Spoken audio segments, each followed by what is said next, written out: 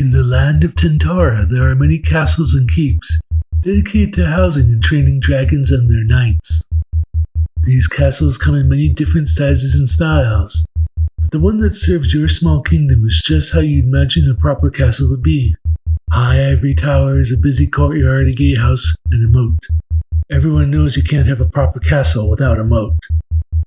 From time to time, you see this castle of dragons from the hilltops surrounding your small town. You can see the dragons rising from the castle, circling around before landing somewhere else in the castle, or flying off. As a young child, it's a strange world you only have glimpses of. One day a dragon and his knight visit your town. You watch in awe as a large red dragon poses majestically in the town square, while a swarthy knight passes out pamphlets detailing life at the dragon's castle. They draw a small crowd. A massive and detailed dragon takes up most of the space on the flyer. The bold lettering says, "Learn to fly." It has a table detailing how much of allowance pages, squires, and knights earn. It has a picture of a knight skydiving in full armor with the words, "Master the Featherfall" cantrip beneath it. The pamphlet shows a picture of a group of pages trying on armor and smiling at each other. Learn discipline and independence while experiencing the camaraderie of castle life, it says. Your mother gently pushes you towards the tall and dashing knight. The massive dragon stops posing for a moment to turn her head to you and the knight. Up close, you can see the knight's shiny armor is etched with images of dragons and roses. The knight sizes you up and then kneels down to your level. Would you like to be one of us? He says with a broad smile. The dragon winks at you, which is the most amazing and most terrifying thing to happen in your short life. Although your mother already showed you the flyer, the knight hands you another pamphlet. Now, your peasant parents love you very much, but you know they would be proud of you if you joined the Dragon Knights and lived in the castle of the dragons. You nod your head affirmatively to the knight. Excellent, the knight says. Without any warning, he picks you up and hoists you on top of the dragon's back. He jumps into the saddle behind you. Now imagine flying the skies on the back of a dragon, the knight says. Whoosh, says the dragon with a toothy grin. She spreads her wings and pantomimes flying in the sky with you as her rider. She nimbly walks around the market stalls and banks left or right as she turns. Your little heart is racing even though you're only a few feet off the ground. The knight holds you tightly as the dragon pads through the market square. After a few laps around the market, they return you to your mother and the small crowd. The knight helps you off your dragon and turns to talk to your mother. The dragon looks at you and draws you away from the knight. Do you like dragons? She says. Her massive golden eyes stare at you fiercely. You nod vigorously. Good, because we only accept people who love dragons. The knight gives your mother some forms and paperwork to fill out. You marvel at the massive dragon. Someday you may have your own dragon partner, she says.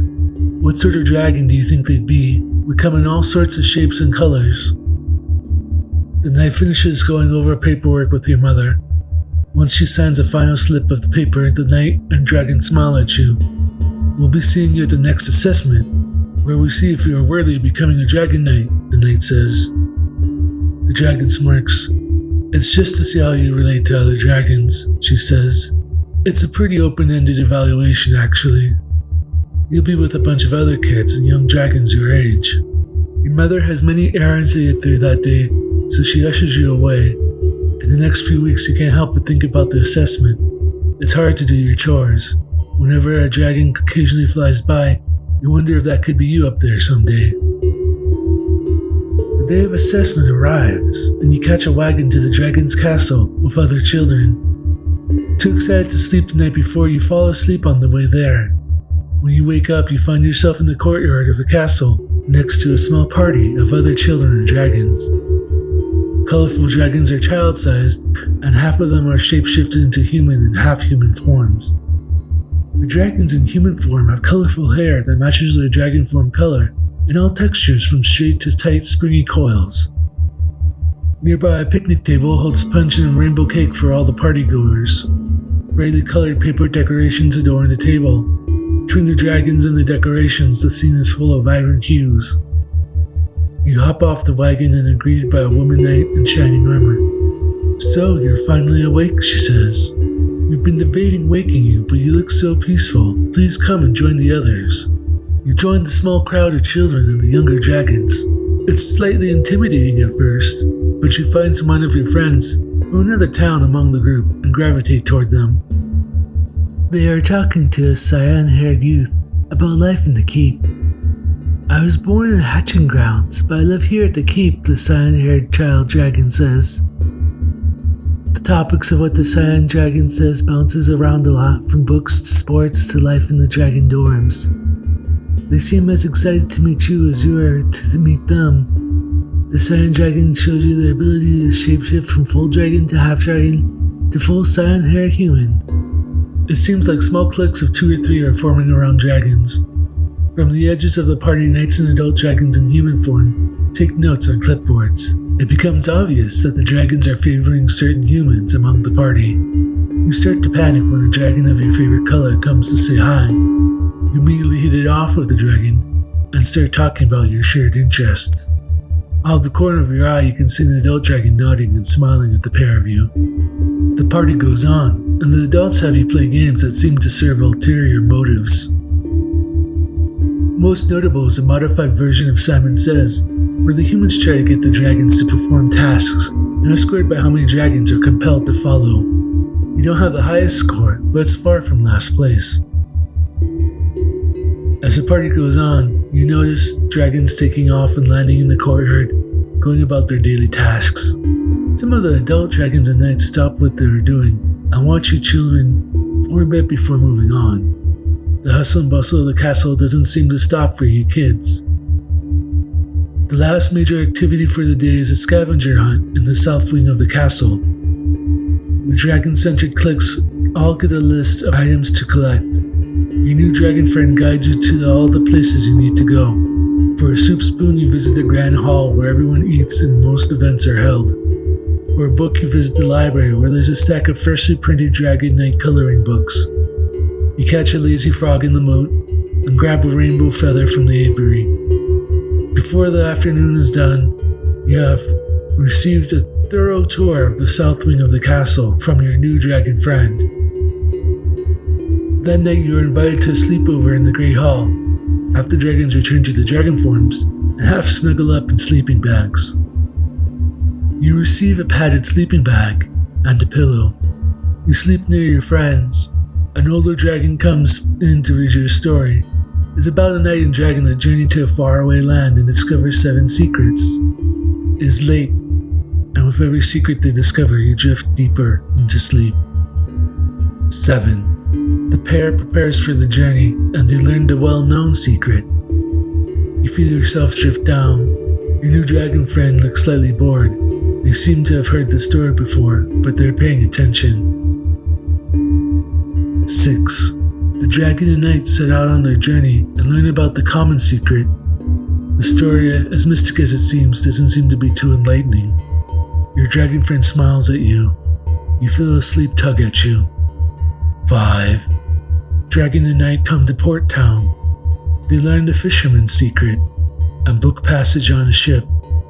You can feel sleep draw you down as you yawn. 4.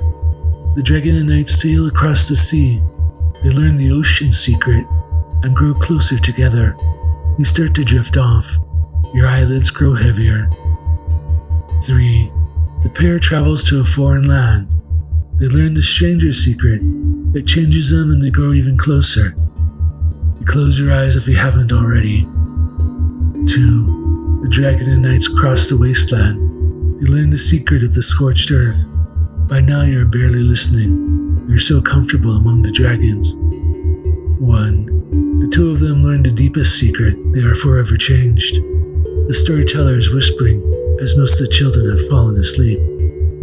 0. They learn the last secret and return home with new eyes. You drift asleep. Deep sleep, deep sleep, deep sleep. You begin to feel a special sort of affinity to dragons that you never felt before. You're not quite sure what to make of it. It's almost as if a sort of magic was putting you on the same wavelength as the dragons. The next day, you wake up to the sound of tables being moved. A sleepy-eyed half-dragon is motioning for all the children to wake up and get in line for breakfast. The child dragons look excited. We always get a good breakfast when they do assessment, the dragon says. You have a delicious and full breakfast, usually saved for holidays. As you eat in the corner of the great hall, other knights and dragons come in to eat. The dragons are mostly human, and humanoid have dragon forms. You notice that the older folk usually arrive in pairs, a dragon and a knight. You watch them as you eat breakfast. Afterwards, you hike to the nearby hot springs, where dragons like to bathe. It takes all morning, and you make even more friends. You're invited to bathe in the hot springs with the dragons. All the dragons relax and assume their full dragon forms. The dragon children are relatively small, but the hot springs are big enough to fit full-sized dragons. Your buddy calls you over and you choose to relax in the warm water next to them. This is the first time you've really gotten a good look at your dragon friend. They are a beautiful dragon with just the right amount of fur, scales, and horns. You can imagine growing up with them. You lazily watch the other children play in the hot springs and feel the magical waters relax every part of your body. You can feel your toes relax as the healing properties of the dragon spring soak into your body. You become loose and limp as the healing waters warm your feet. The warmth travels up your legs to your thighs. Then it slows into your rump and belly button. You relax more as the warm water flows up and the warmth fills your chest and back. Your fingertips start to prune in the relaxing waters. You allow your arms to relax and float. Water flows up to your neck and you can feel relaxation through your body from head to toe. You feel a peaceful relaxation with your dragon friend.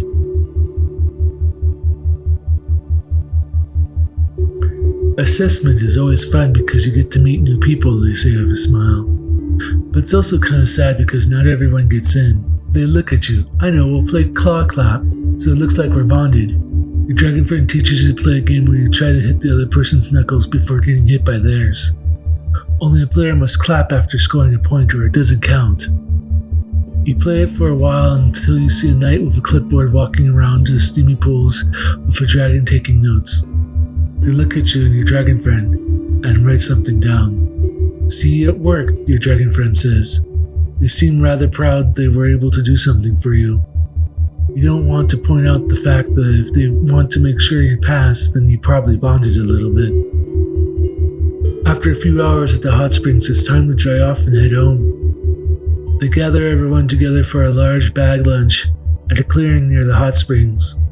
A dragon and knight pair thank you for coming and tell you that the results of the assessment will soon be delivered in a few days.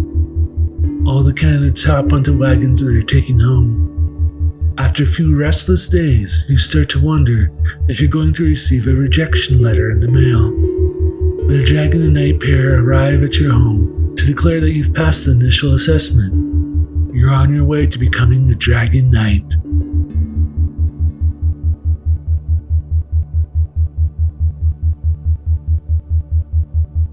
When you are ready to return to your full state of awareness, I will count from 1 to 5. As I reach to number 5, you will gradually transition back, bringing the positive aspects of this experience with you. 1. Feeling your energy beginning to shift. 2. Gradually becoming aware of your surrounding. 3. Taking a deep breath in, feeling revitalized and refreshed. 4. Gently wiggling your fingers and toes, bringing your attention back to your physical body. And 5. Opening your eyes, fully present and awake, carrying the essence of the dragon's strength and tranquility within you. Welcome back. Remember to take a moment to reorient yourself before continuing with your day.